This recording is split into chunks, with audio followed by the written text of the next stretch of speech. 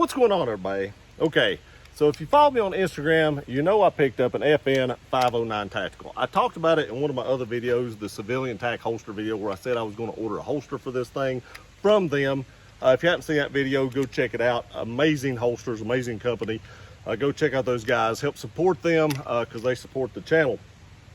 But back to the FN 509 Tactical. Every time I pull this thing up, the sights are just right there. I mean, I've never owned a firearm that I can remember that I can actually just come up and the sights are just lined up every single time right out of the box. Usually there's a little bit of learning curve, but every time I pull this gun up, my sights are just perfectly aligned. I mean, it's like this gun was made for my hand. Now, I've not shot it yet. These are going to be the first shots that I've taken with it, and I want to thank Underwood Ammo for sending the ammo for this video. So without further ado, let's see how this thing runs. Again, it's unfired. I did oil it, but I have not fired it. It did come with a Vortex Viper, I think it was, on it. I want to put a Holliston on it, but I'm going to go ahead and tell you guys right now, if you buy the one that has the Viper on it, they send no more plates with it. So you have to order the plates to be able to put a Holliston on it. My thinking was I have an FN 502, so I was going to take the Viper off the 509, take my Holliston off my 502, and swap them, because I feel like the Holliston is a better optic in my opinion. Your opinion may be different, and that's fine, because that's what makes America great. We can all have separate opinions, but I do want to do that, so I'm just waiting on my plate to come in, so I'll have to bring this back and sight it in when that happens. But I did want to run it because I also have a Apex tactical trigger to go in this, and I did not want to put that trigger in here until I made sure that the gun ran from the factory, because I believe once you install those triggers, you void the warranty. So if it wasn't running when I bought it, you're kind of screwed. So I'm going to run some rounds through it right here, let you know about how the recoil impulse feels, kind of how it shoots. Now, I do have a target up here that I used on my last video. Usually when I come over here, I make several videos, so I still have that target. So I'm just going to raise up and shoot at like the 7 on the 7 ring at the top, and I'm at 7 yards, so 7 on 7, and we'll see how accurate this thing is, and just how good the recoil impulse is. Let me get eyed up and eared up, and we'll do this thing. I've been very looking forward to shooting this gun. Again, thanks to Underwood Ammo for sending the ammo for the video.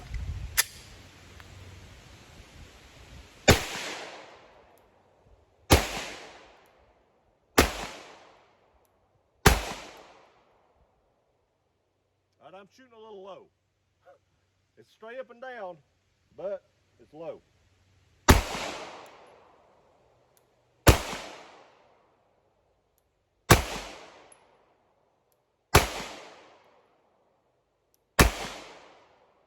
All right, I'm gonna take you over here and show you what I got. Gun's empty.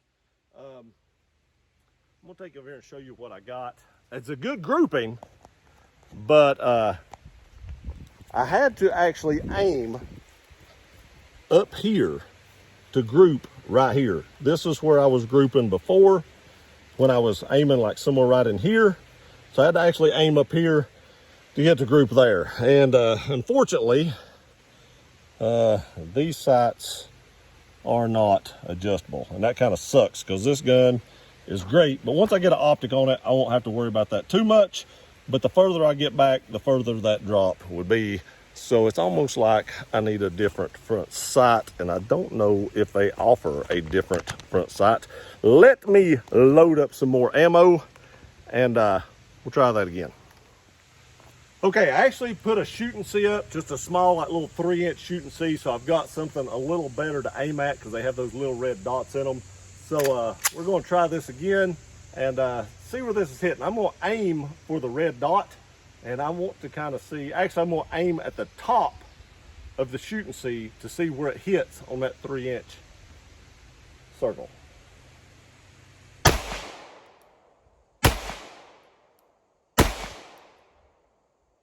It is below it.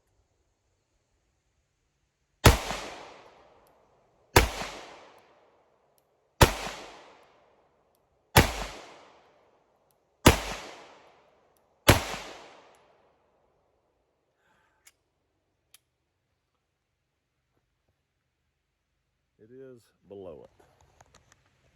Take it back over here and show you. I had a couple of flyers to the left. All this right here is where I was shooting, and then this is inside there, a little bit high here. But I started aiming probably like up in here, and then it brought it back down here. Man, I had big hopes for that. And I may be able to contact FN, I'm not sure, and get a different sight. I do want to say the recoil impulse is not bad. It's not bad at all. The trigger isn't actually horrible straight out of the box, but I do feel like the Apex is going to be better, so I do want to get that put in. I can't wait to get that put in, actually. But again, the recoil impulse isn't bad. I will say, you can see right here, I got a little red spot. It's not bad, but it does kind of dig into my hand a little bit. Again, I get an extra high grip. You can see the fat on the back of my hand over top of the gun, and that probably has something to do with it, but not horrible. Am I going to carry this? I'm going to wait to see what it's like once I get my Hollison on here, but it's shooting that low. Unless I can change that front sight out to a different sight and actually bring that up just a little bit for my shooting, I probably wouldn't carry this. I don't regret buying. I've never regretted buying a pistol. I've never regretted that. But I do think it's a good gun just out of the limited time I've had with it. I like how it shoots. I just don't like that it's a little low. I'll do a more extensive review of this pistol as we go along. I'll do another review once I get the Hollison on it. I just kind of wanted to shoot it, make sure it ran. I know I didn't put an abundant amount of rounds through this. I'll probably put a few more rounds through this before I go, just to make sure that it's going to be somewhat reliable. I know you can't tell that until you get a few thousand rounds through it, but as long as I'm not having any issues in the first 100, 200 rounds, I feel comfortable enough to at least put the trigger in it.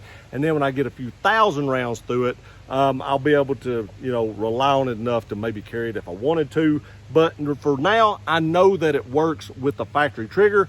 So if I put the Apex in it and for some reason it doesn't work, then I know it's probably an Apex trigger problem, not a factory gun problem. Whereas if I went ahead and did it before shooting it, I wouldn't have known that. Again, I appreciate y'all watching this video. Please like, share, and subscribe. I love you guys. We'll see you next time.